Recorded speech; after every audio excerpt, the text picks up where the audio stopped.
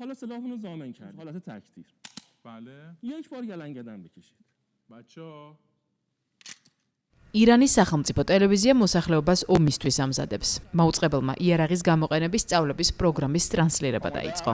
წამყვანი ექსპერტების დახმარებით მაყურებლებს ინსტრუქციას აძლევს იმის შესახებ, თუ როგორ გამოიყენონ ისეთი შეიარაღება, როგორიცაა AK-47, სხვადასხვა ტიპის ტყვიან-ფრქვევები, შაშხანები თუ ყუმბარდ-მტკორცნები.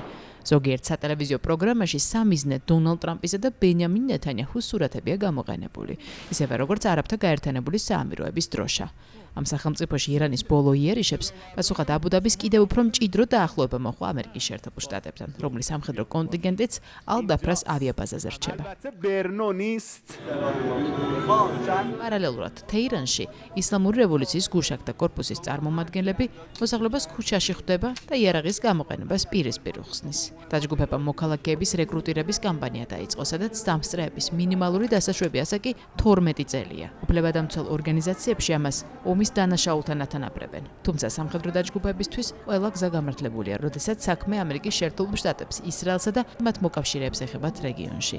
მით უმეტეს იმ ფონზე, როდესაც ვაშინგტონსა და თეირანს შორის მოლაპარაკებები ჩიხშია და თეთრი სახლის მუქარის ფონზე არავინ იცის, რა მასშტაბები შეიძლება მიიღოს მიმდინარე ომმა.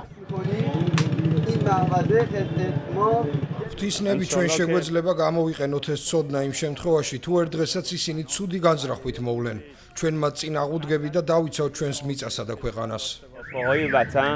თავადაც ხედავთ, რომ ხალხის პასუხი იქნება ეს კაცი თუ ქალი გამორჩეულია. ეს თქმები აბსოლუტურად ნებაყოფლობითი და სპონტანურია. ამის პარალელურად ევროპოლმა ირანის ისლამური რევოლუციის გუშაგთა კორპუსთან დაკავშირებული ათასობით ონლაინ ანგარიში გააუქმა. მათ შორისაა დაჯგუფების მთავარი ანგარიში პლატფორმა X-ზე.